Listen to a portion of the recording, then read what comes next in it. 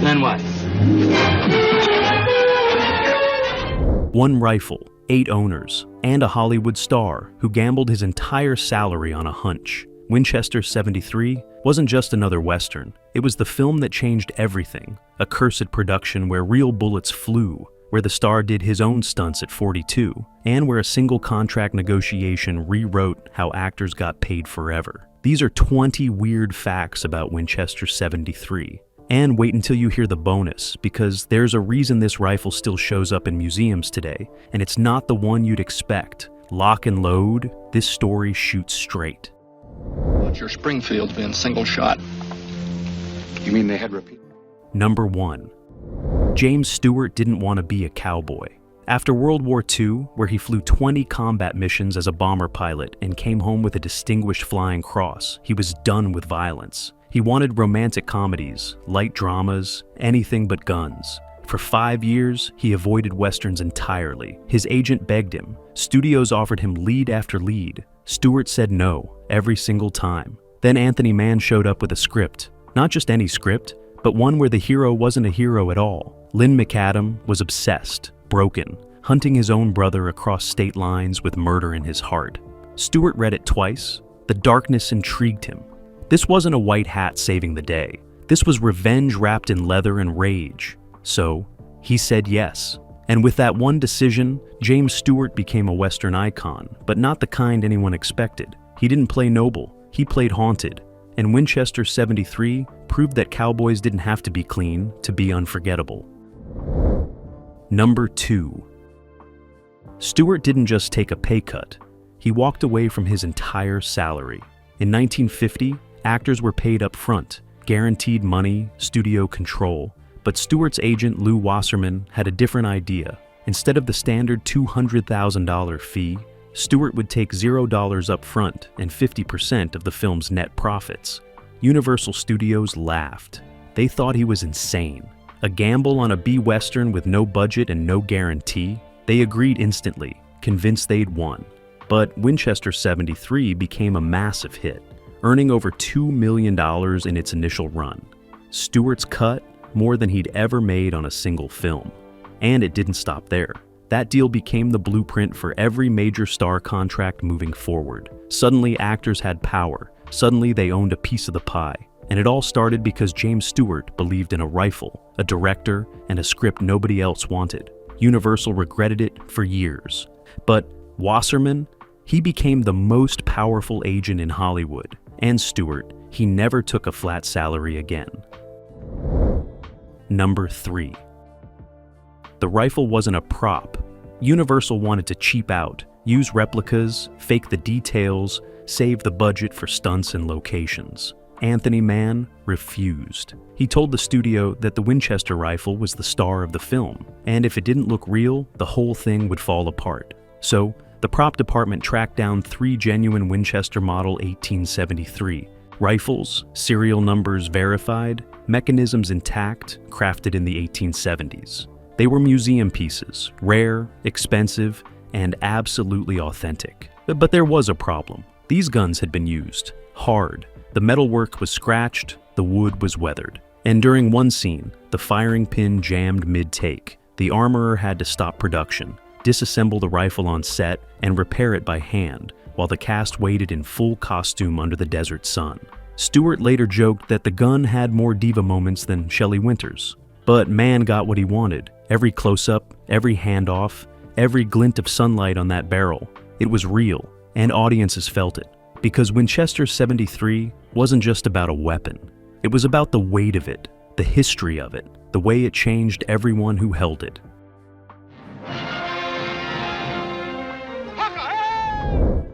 Number 4.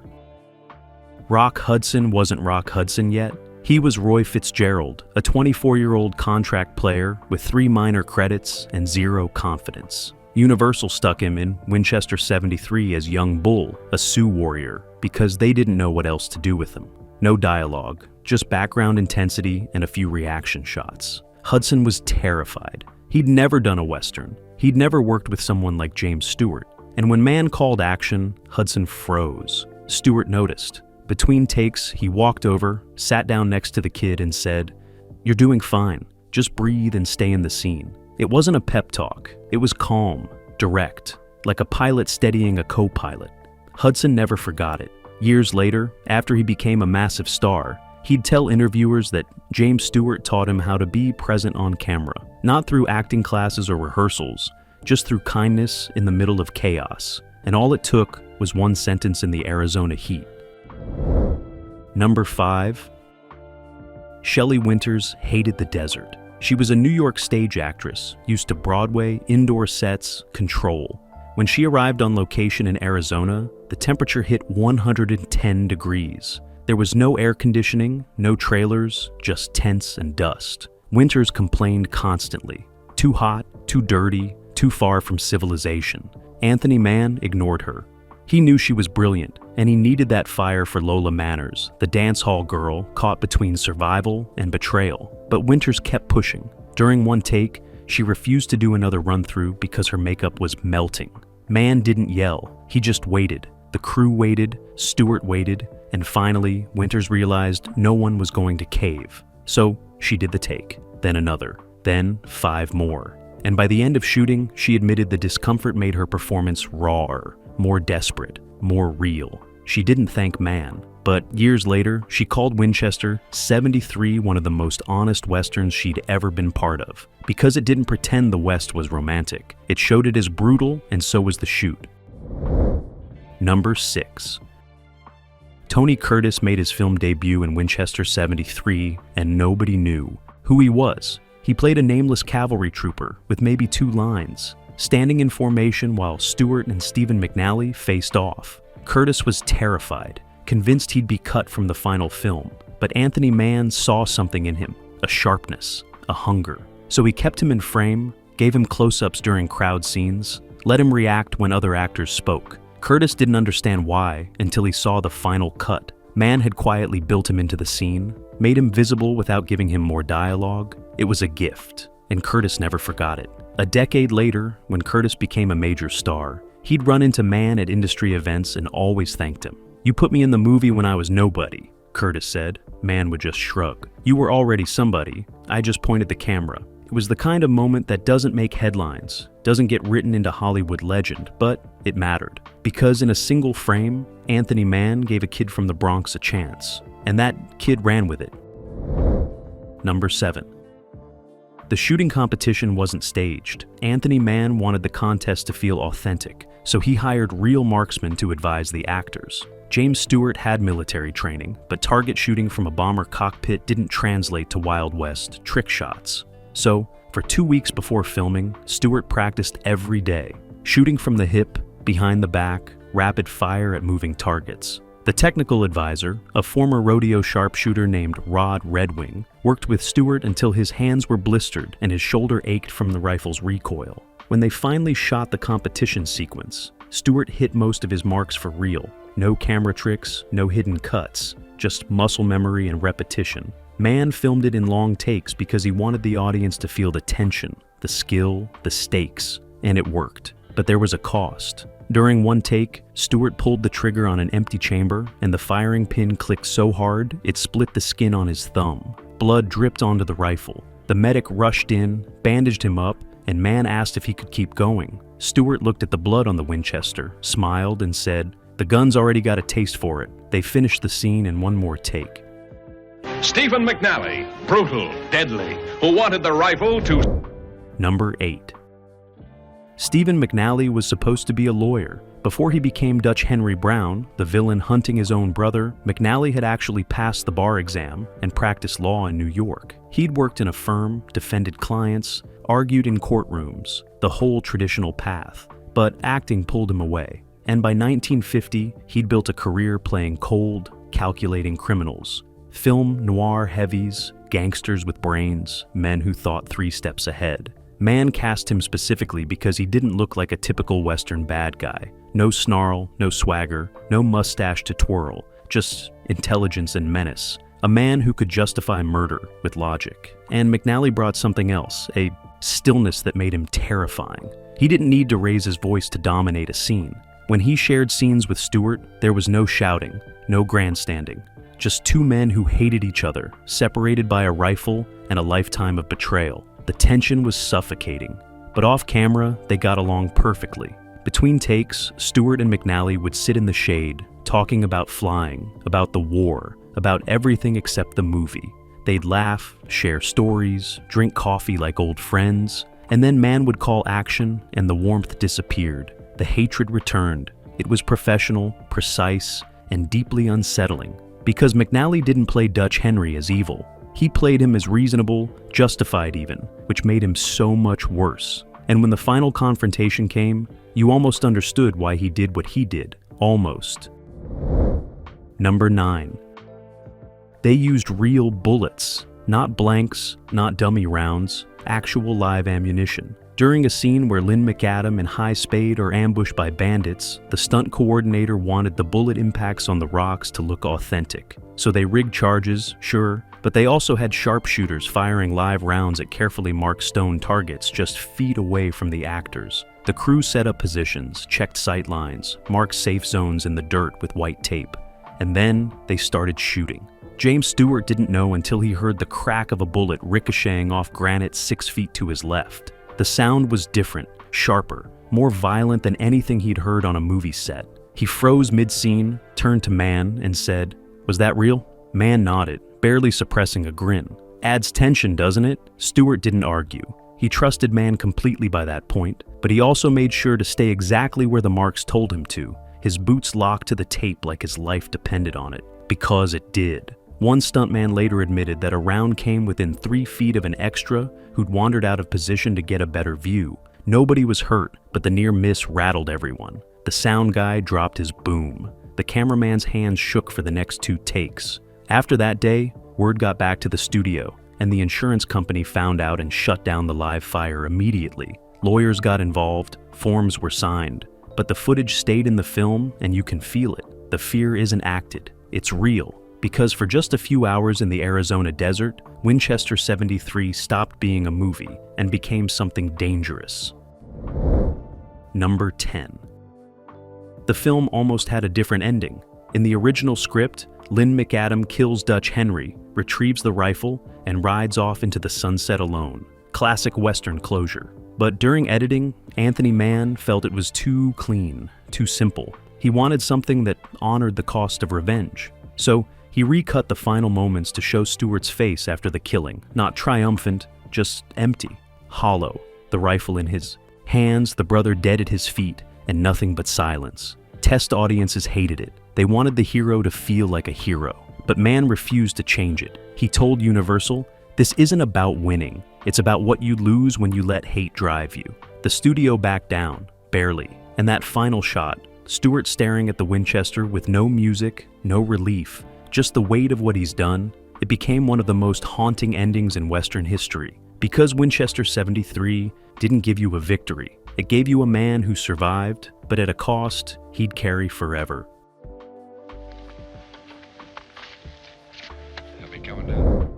Number 11.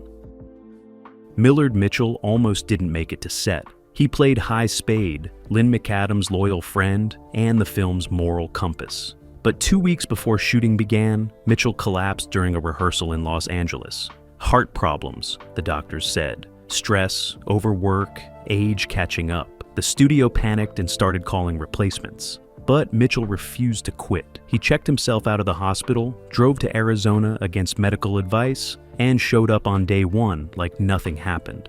Anthony Mann pulled him aside, asked if he was sure, if he could handle the heat, the stunts, the pace. Mitchell looked him dead in the eye and said, "I'll rest when it's over," and he delivered. Every scene, every line, steady and warm, the perfect counterbalance to Stewart's intensity. But the crew noticed he'd sit down between takes, breathing hard, sweating more than the heat explained. Nobody said anything.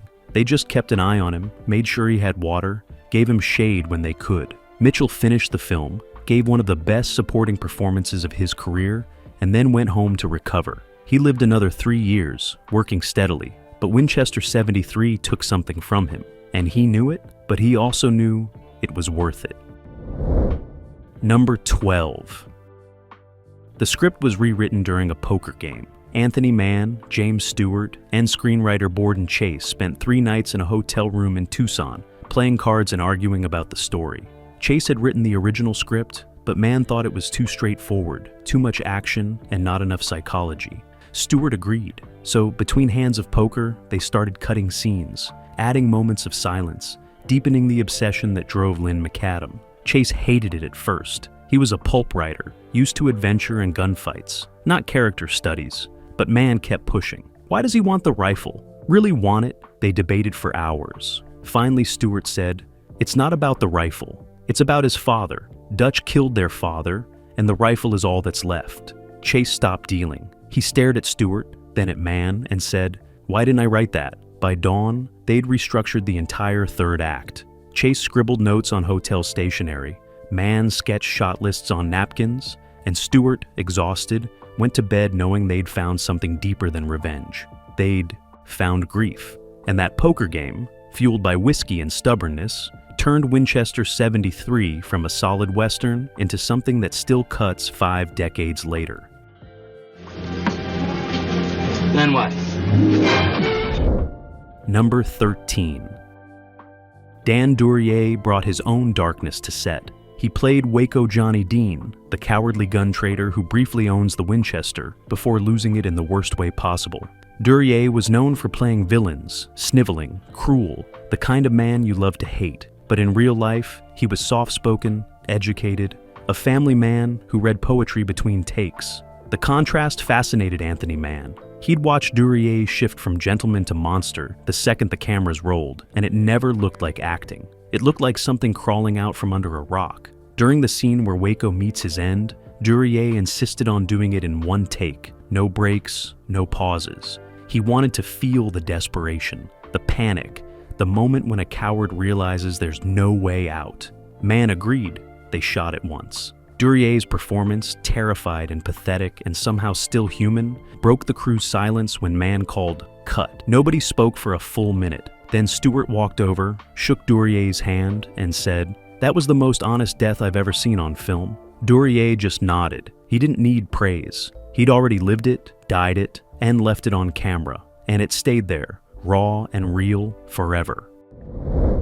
The film's budget was so tight they couldn't afford permits for half the locations. Anthony Mann just shot anyway. He'd scout a canyon, a rock formation, a dried riverbed, and if it looked right, they'd set up and film before anyone official showed up. Twice they were chased off by local ranchers who didn't appreciate Hollywood invading their land. Once, a county sheriff rolled up mid-scene, lights flashing, demanding to know who authorized the shoot. Mann, calm as ever, walked over, explained they were making a movie, and offered the sheriff a speaking role. The sheriff laughed, said no thanks, but let them finish the day as long as they cleaned up after themselves. No permits, no paperwork, just a handshake and a promise. It was guerrilla filmmaking before the term existed, and it gave Winchester 73 a raw, unpredictable energy that studio westerns couldn't match. Because when you're shooting without permission, every take matters, every setup counts. You don't waste time on safety or second chances. You just roll cameras and hope the light holds long enough to get what you need.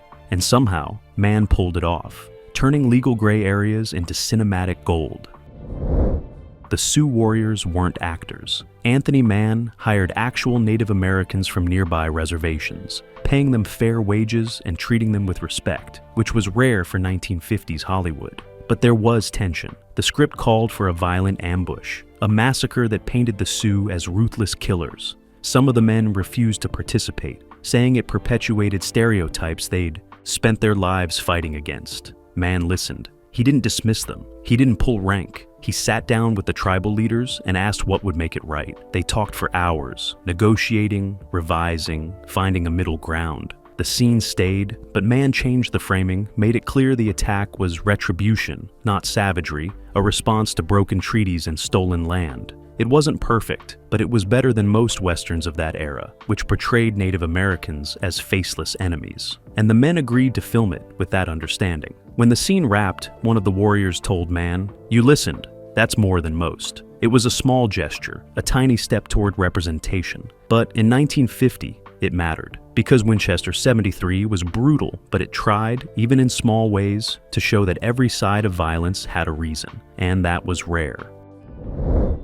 James Stewart did his own stunts, and it nearly killed him. At 42 years old, after a war and a 5-year break from action films, he wasn't exactly in cowboy shape, but Stewart refused to stunt double for most scenes, insisting it would break the immersion if audiences saw someone else in his place. Anthony Mann tried to talk him out of it, but Stewart was stubborn. So when the script called for Lynn McAdam to leap from a moving horse, grab onto a rider, and drag him to the ground, Stewart did it himself. First take, he mistimed the jump and slammed shoulder first into the dirt at full gallop speed. The impact knocked the wind out of him. The medic rushed in, checked for broken bones, found none. Just bruising and what would later turn into a deep purple contusion across his entire left side. Mann called it a day, but Stewart refused. He got back on the horse, reset the scene, and nailed it on the second try. The crew erupted in applause, but that night, Stewart could barely lift his arm. He iced it, popped aspirin, and showed up the next morning like nothing happened. Because that's who he was, a bomber pilot who flew through flak, a man who didn't quit. And Winchester 73 demanded that toughness, that refusal to back down. So he gave it, bruises and all. The film was shot in black and white by choice, but not for the reason you'd think. In 1950, Technicolor was expensive, but not impossible for a studio production. Universal could have afforded it, but Anthony Mann argued that color would distract from the story's bleakness, its moral ambiguity. He wanted shadows, harsh contrasts, faces carved out of light and dark. He wanted the West to feel unforgiving, and color made everything too beautiful, too glossy. So, he insisted on black and white, and cinematographer William H. Daniels embraced it. Daniels had shot Garbo, he'd worked on The Naked City. He understood how to make monochrome breathe. Together, Mann and Daniels turned the Arizona desert into something almost expressionist. Shadows stretching like knife blades, sunlight hard, enough to blind. Every frame looked dangerous. And when test audiences saw it, they didn't miss the color. They didn't even think about it, because the images were so stark, so powerful, that adding color would have softened the blow. Winchester 73 needed to hit hard, and black and white was the fist. Years later, when someone asked Mann if he regretted not shooting in color, he said, "Color is for westerns, black and white is for myths," and he was right. The Winchester rifle in the film had a real serial number, and collectors tried to track it down for decades. After production wrapped, the 3 original rifles used in filming were supposed to be returned to the prop house and eventually sold or archived, but one of them vanished. Nobody knew where it went. Rumors spread that James Stewart kept it as a souvenir, but he denied it. Others claimed Anthony Mann took it, but his estate had no record. For years, gun enthusiasts and film historians searched, following leads, checking auction houses, contacting private collectors. Then, in 1998, nearly 50 years after the film's release, one of the rifles surfaced at an estate sale in California. The serial number matched. The provenance checked out. It sold for $105,000 to a private collector who loaned it to a museum in Wyoming, where it sits today behind glass with a small placard that reads, "The One of 1,000." Fans make pilgrimages to see it, this piece of movie history that's also a piece of American history. A weapon that never fired a shot in anger, but became immortal because a camera loved it. And somewhere, James Stewart and Anthony Mann are smiling, knowing the rifle outlived them all.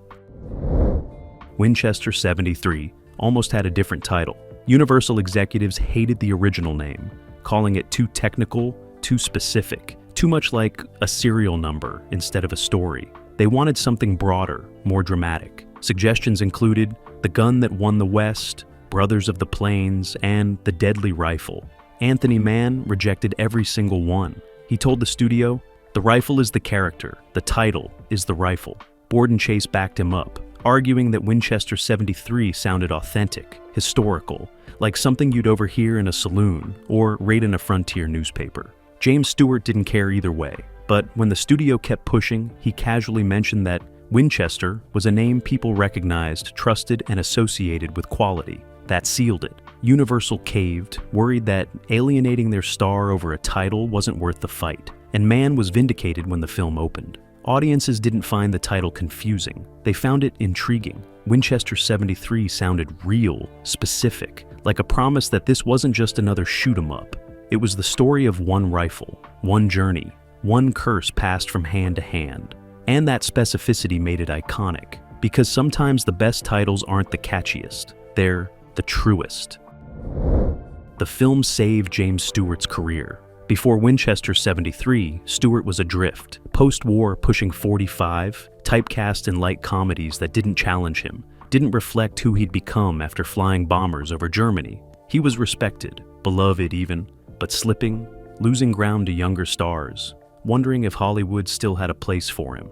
The war had changed him, made him quieter, harder, less interested in playing the innocent charmer. Then Anthony Mann handed him a rifle and a revenge story, and everything changed.